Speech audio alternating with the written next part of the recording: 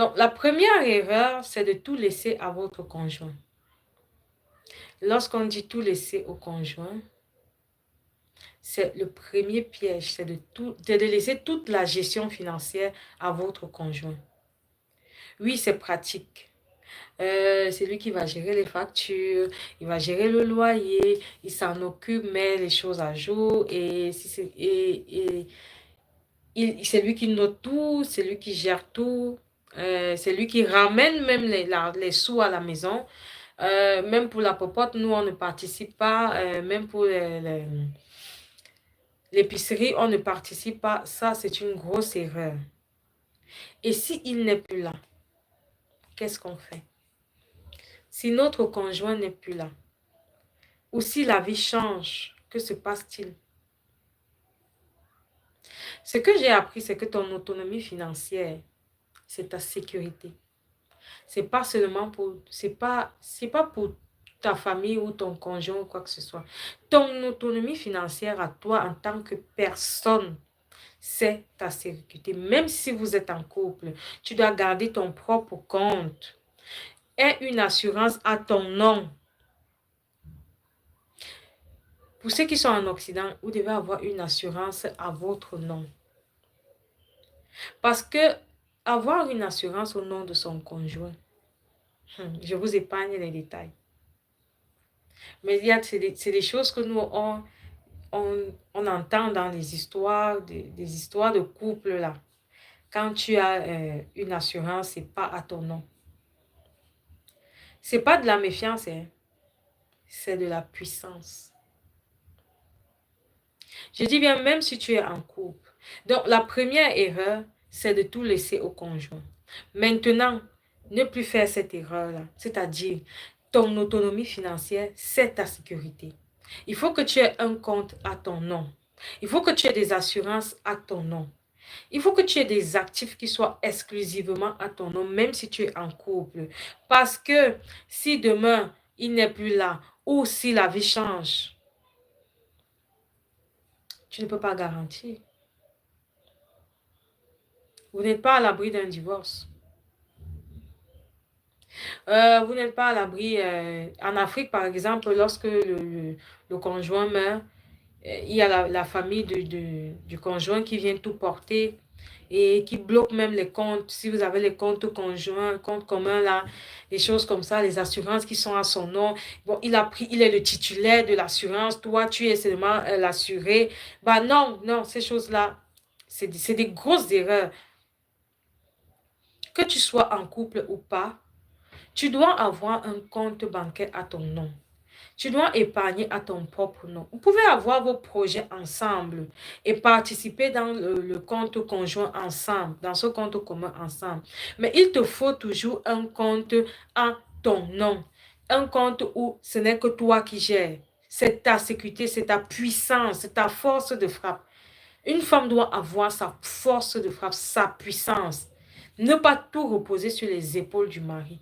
On ne vous dit pas d'aller porter le pantalon ou même d'aller devenir le chef de famille, celui qui va diriger. Non, c'est d'avoir ta propre autonomie financière qui représente ta puissance. Cet homme-là doit être capable de venir vers toi et te dire que là où tu vois là, j'ai un souci, voilà, voilà, voilà. Notre argent, on ne peut pas. Et puis toi, tu lui dis, calme-toi, j'ai ma petite force de frappe là derrière, tu lui sors un peu d'argent, tu poses ça là. Toi-même, comme on dit, c'est ta puissance. Comme je dis, c'est ta puissance. Il faut avoir des comptes qui sont individuels à votre nom. Ton autonomie financière, c'est ta sécurité. C'est ta sécurité.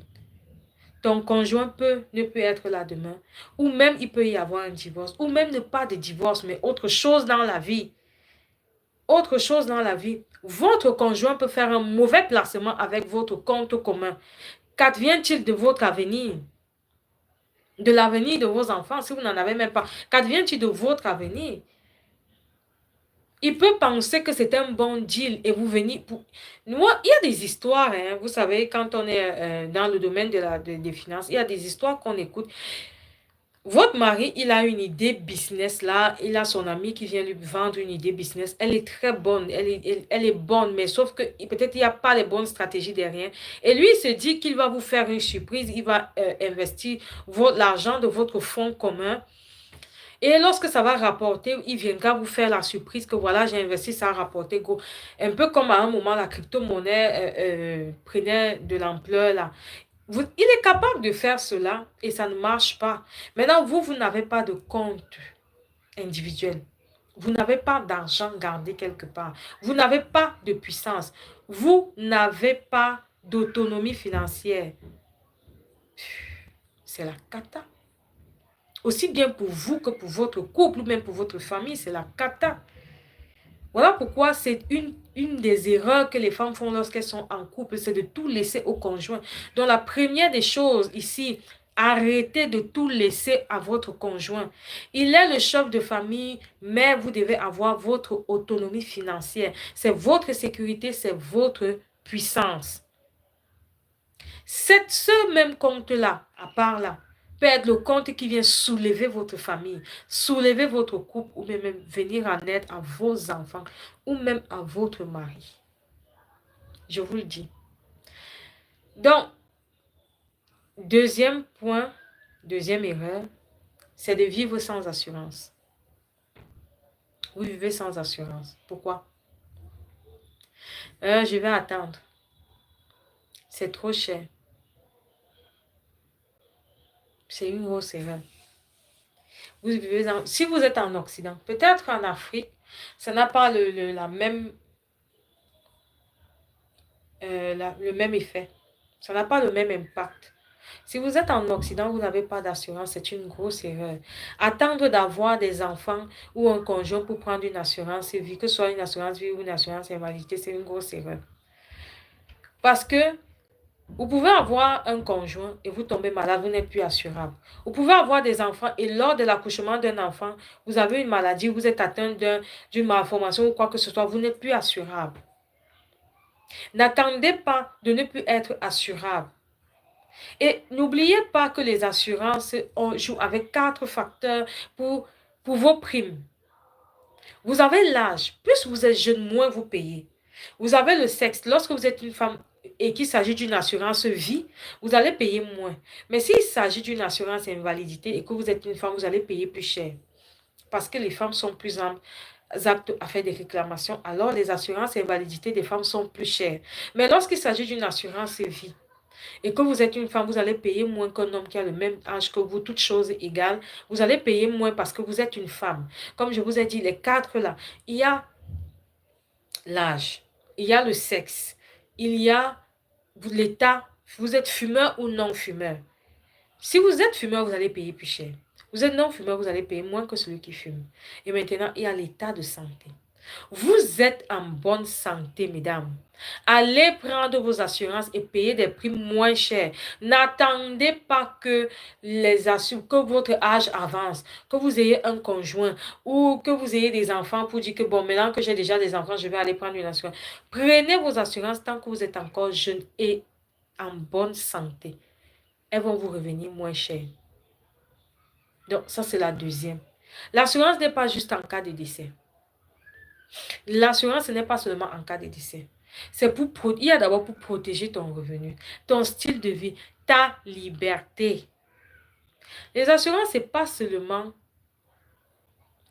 pour dire que je vais pour la vie. Les assurances, ce n'est pas seulement pour la vie. Les assurances, même, c'est pour le revenu. On protège son revenu. Vous protégez votre revenu. Vous protégez votre style de vie. Vous protégez votre liberté. Parce que lorsque vous dites que je vais attendre d'avoir un conjoint, je vais attendre d'avoir les enfants avant de prendre une assurance. Mais non. Lorsque vous aurez un conjoint, vous aurez eu des années de plus, vous allez payer plus cher. Lorsque vous aurez des enfants, vous allez payer plus cher.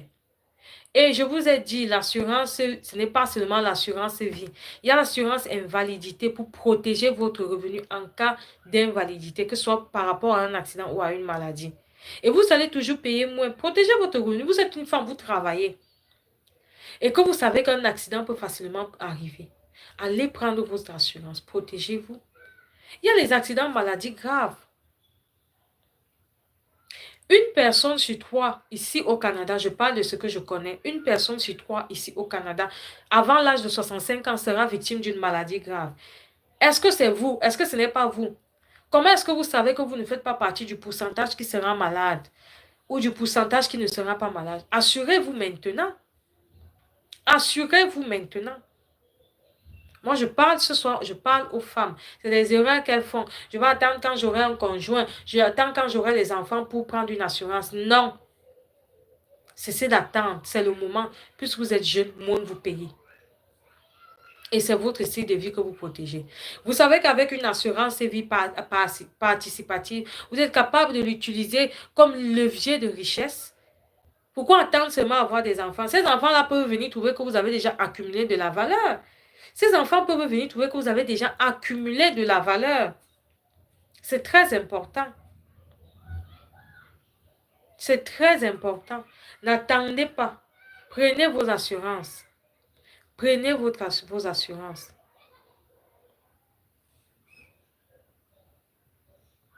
Et le troisième point, la troisième erreur que les femmes font, et qui est une grosse erreur, c'est la peur de l'investissement. Les femmes ont peur d'investir. J'ai jamais vu ça. Et dis si, par exemple, je veux dire, si en une semaine, j'ai 7 prospects, et que prenons même 10 prospects. Si j'ai 10 prospects, et que parmi ces 10 prospects-là, il y a 5 femmes, il y a une seule qui investit. Je l'ai entendu 1000 fois, les femmes ont peur d'investir. J'ai peur de perdre mon argent. Je préfère le garder dans mon compte. Sauf que ce que vous ne savez pas, c'est que un argent qui n'est pas investi, c'est comme si c'était une glace qui est en train de fondre. Parce que l'inflation va venir, l'inflation va manger votre argent. Ce que vous pouviez acheter il y a 5 ans, avec 100 dollars, vous ne pouvez plus l'acheter maintenant. Mais votre argent est resté 100 dollars à la banque. Vous ne l'avez pas investi. Il n'a pas travaillé pour vous. Vous travaillez dur, mesdames. Faites travailler votre argent.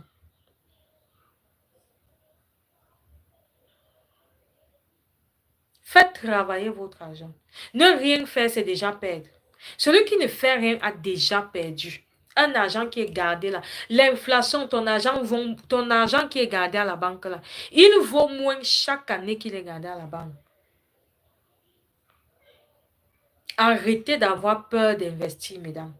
Arrêtez d'avoir peur d'investir.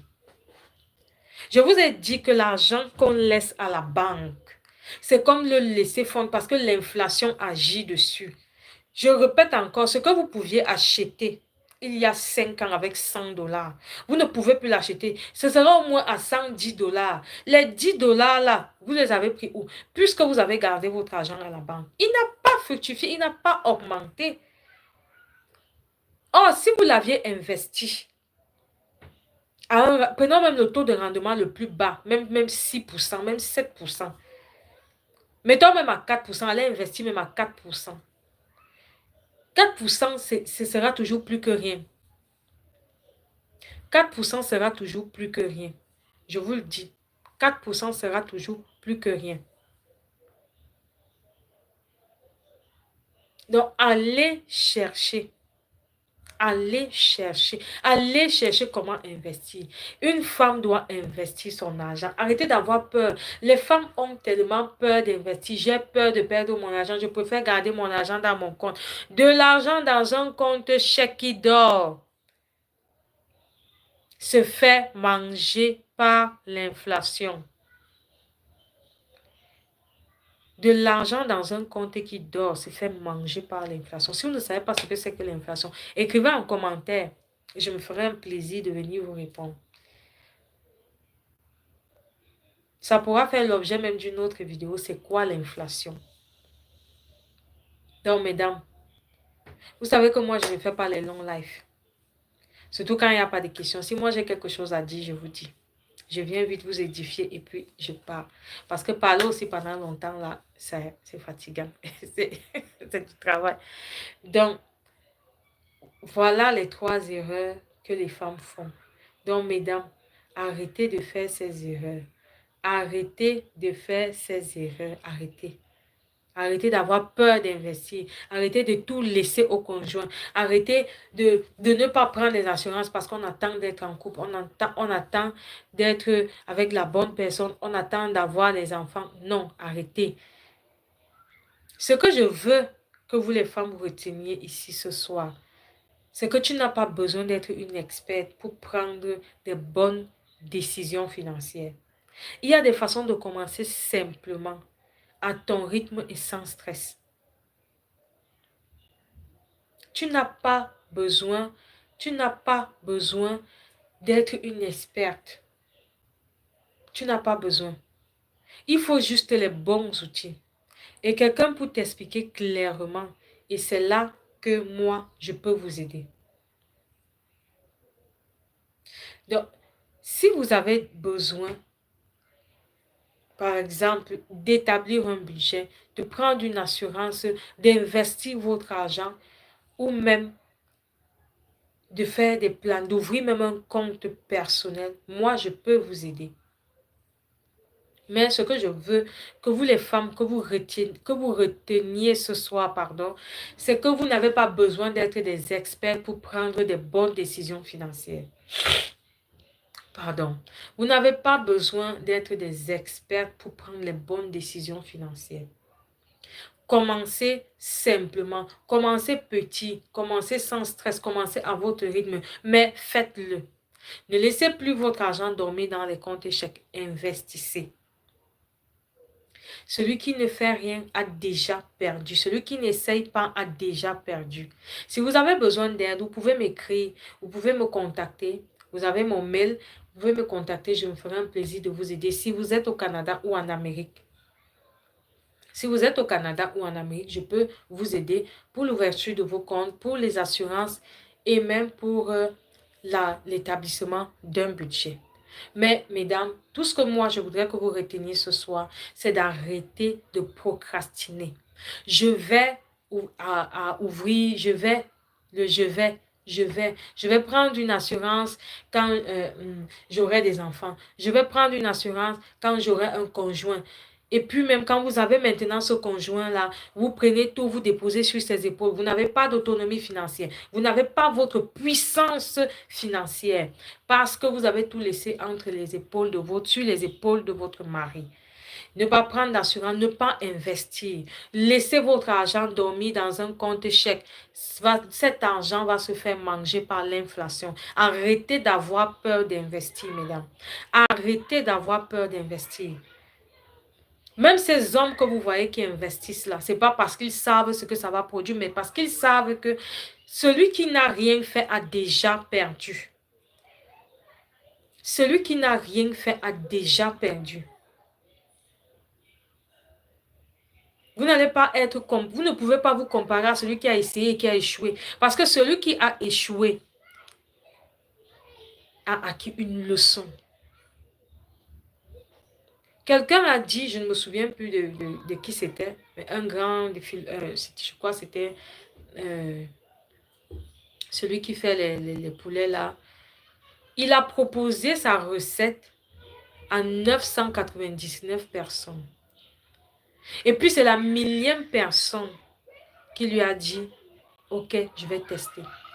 Mais dites-vous bien que toutes les 999 fois où il a proposé, on a refusé. Mais qu'est-ce qu'il a dit quand on l'a interviewé? Il a dit, je n'ai pas échoué. J'ai juste fait 999 versions. Donc, ne considérez pas que lorsque vous avez investi, le premier investissement, ça n'a pas donné, que vous avez échoué. Vous avez appris quelque chose. Vous savez maintenant que pour faire ça, il faut faire ça et il ne faut pas faire ça. Mesdames, arrêtez d'avoir peur.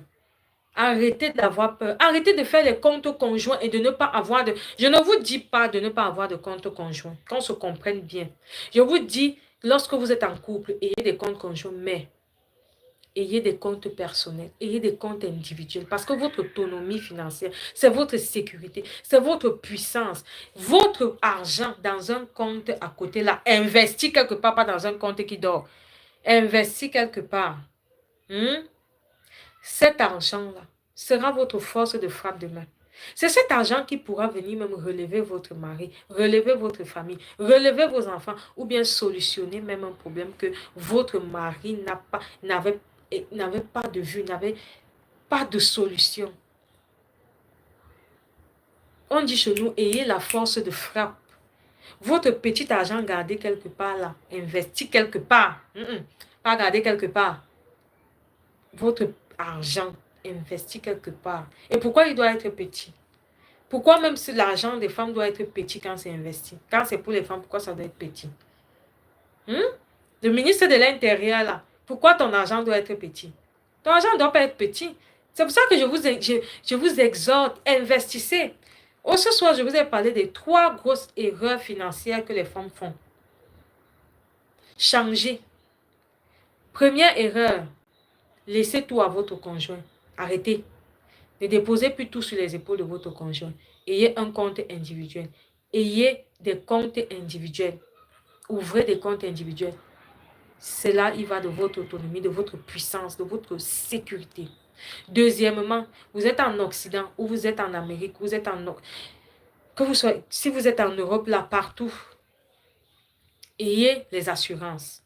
N'attendez pas quand j'aurai les enfants, quand j'aurai un conjoint, arrêtez. Parce que plus vous êtes jeune, moins vous payez. Et l'assurance, ce n'est pas seulement l'assurance vie. Il y a l'assurance maladie grave. Il y a l'assurance invalidité qui va protéger votre revenu. Vous êtes dans un pays, en Occident, où une personne sur 3 est victime d'un accident. Une personne sur 3 est victime d'une maladie grave. N'attendez pas de ne plus être assurable pour aller dire que j'ai besoin d'une assurance. Et n'oubliez pas qu'une assurance vie avec valeur de rachat peut être un levier de richesse. Comment? Si vous voulez savoir comment, contactez-moi et je vous explique, on fera ça ensemble. Mais c'est une notion que vous devez d'abord intégrer. Que l'assurance vie avec valeur de rachat peut être utilisée comme levier de richesse. Ne voyez pas seulement les assurances comme des protections, mais les assurances sont aussi des leviers de richesse à celui qui sait comment manager, bien sûr. Et la dernière erreur, c'est de ne pas investir. Je vous ai dit, si moi j'ai 10 prospects en une semaine, sur les 10, il y a 5 femmes. Une seule a investi et les 4 autres, j'ai peur d'investir, j'ai peur de perdre mon argent. Je vous dis, celui qui ne fait rien a déjà perdu. Celui qui ne fait rien a déjà perdu. Si vous êtes au Canada et que vous avez besoin d'une assurance ou vous avez même besoin d'investir votre argent, vous pouvez me contacter. Je me ferai un plaisir de vous aider. Donc, après avoir vu ces 3 erreurs-là, comme je vous disais, moi, mes lives ne sont pas souvent longs. Ce que je veux, une fois de plus, que vous reteniez ce soir, c'est que tu n'as pas besoin d'être une experte en finance pour prendre les bonnes décisions financières. Tu dois commencer petit. Tu dois commencer quelque part. Tu dois commencer à ton rythme, mais fais quelque chose. Prends le contrôle de tes finances. Prends le contrôle de ta puissance. Prends le contrôle de ta sécurité. Je ne sais pas ceux qui sont connectés, si vous avez des questions. Mais voilà un peu ce que je voulais partager avec vous pour que nous, les femmes, que nous ne fassions plus ces erreurs-là. Qu'on nous apprenions à investir, à avoir des comptes d'épargne. On épargne et on investit cette épargne-là quelque part. Donc, c'était un peu ce que je voulais partager avec vous ce soir. J'espère que je vous ai un peu boosté, je vous ai motivé à aller investir votre argent. Parce que cette histoire où les femmes ont toujours peur d'investir, là, on a tellement entendu ça. Et puis, j'en entends chaque semaine. Je discute avec des prospects, je discute avec des clients. Chaque semaine, oh, moi j'ai peur. Les histoires d'investissement, là, ça c'est pour les autres. C'est pas pour les autres. Mesdames, c'est pas pour les autres, c'est aussi pour nous. L'investissement, c'est aussi pour nous. Ces grandes dames que vous voyez là, allez taper sur Google ou même sur YouTube. Top 10 des femmes les plus riches d'Afrique ou même du monde. Vous allez voir que c'est des femmes qui ont investi. Elles ne sont pas riches parce qu'elles ont des comptes bancaires, des comptes chèques, des comptes épargne gardés, que l'inflation bouffe chaque jour. Non. Elles sont riches parce qu'elles ont investi. Elles sont riches parce que leur argent travaille pour elles. Elles sont riches parce qu'elles travaillent, mais que leur argent travaille aussi pour elles. Alors sur ce, je vais vous souhaiter une très belle soirée. Et on se dit à vendredi pour le prochain live. J'espère que ceux qui sont là ce soir seront encore là vendredi pour qu'on puisse un peu en apprendre un peu plus ou alors démystifier tous ces mythes-là qu'on entend sur les finances. Et particulièrement si vous êtes au Canada ou en Amérique, les thèmes, les assurances, je peux vous aider, l'investissement, je peux vous aider, l'ouverture des comptes, je peux vous aider. Et même la planification du budget, ça, je peux le faire, quel que soit l'endroit où vous êtes. Donc, sur ce, je vais vous souhaiter une très belle soirée. Et si vous avez des questions ou des sujets que vous aimeriez qu'on aborde, vous pouvez les écrire en commentaire. Donc, je peux dire bye bye.